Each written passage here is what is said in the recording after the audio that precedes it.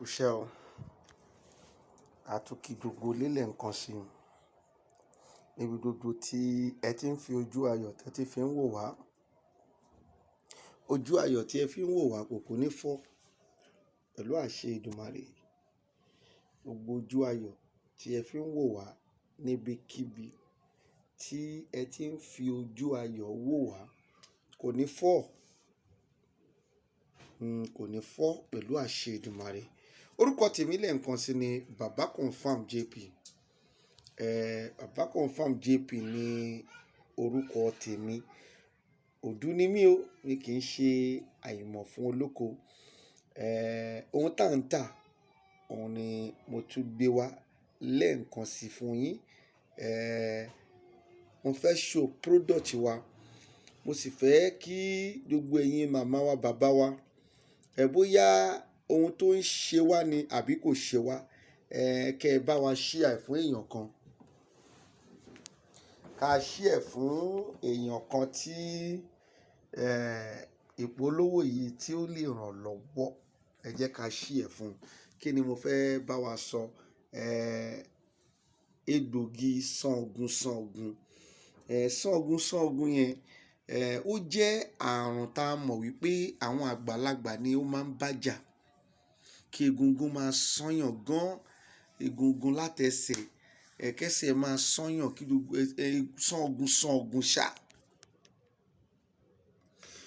Ṣùgbọ́n nísìnyí a padà wá rí i pé àrùn tá à ń sọ yìí gan, àwọn ọmọ wẹ́wẹ̀wẹ́ ìsìn yìí, àrùn yìí ti ń kọlù wọ́n. Tí ẹ pé gbogbo report tá a máa ń gbọ́ ti bá àwọn age 25, 30, 35, 40, wọ́n á máa pè wá pé ṣá lo oògùn sangun. Níbi tá a ti rí sangun, òun náà la ti rí egbògi Awoka. Sangun yẹn jẹ́ pé egungun máa sányàn. Tó bá dẹ̀ ń ṣẹlẹ̀ bẹ́ẹ̀, kòkòrò kan ló máa ń fà á nínú ẹ̀jẹ̀ tó máa ń fi ara kan egungun gidi gan. So therefore, mo fẹ́ sọ fún gbogbo ẹ̀yin èèyàn wa tẹ́ ń wò wá nílé lóko wípé egbògi ẹ̀ wà. Ọlọ́run dẹ̀ fi ran àwa lọ́wọ́ dáadáa. Tí tọmọdé tàgbà tọkùnrin tóbìnrin ń jẹ orí ọ̀fẹ́, enough kó máa jókòó síbi tó ti ń gbọ́ wa yẹn tó máa ní na lie. Enough is enough. Tó bá ń ṣe é tètè ọ̀dà. Nọ́mbà tèmi nìyí 08022040950 08022040950. Once again, 08022040950. Egbògi Sangunsangun ó dájú gan. Ọlọ́run ó fi fún mi ní orí ọ̀fẹ́ gan, orí oòrùn nǹkan tó wà bẹ́ẹ̀ ó dẹ̀ jẹ́ gidigidi gan. Ó lè fi òògùn kó fi mú. Bẹ́ẹ̀ sì ni o lè lójútùú àwọn tó wà nílùú òyìnbó ni wọ́n ní orí ọ̀fẹ́ sí òògùn, ṣùgbọ́n wọ́n ní orí ọ̀fẹ́ sí custard.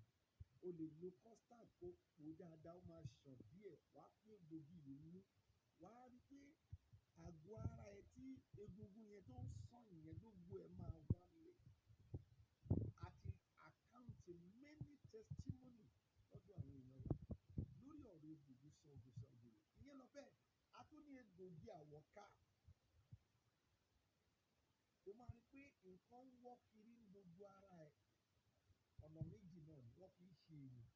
Ìkejì ó wá natural nípa wípé kòkòrò Awoka a máa wọ́ kiri gbogbo ara,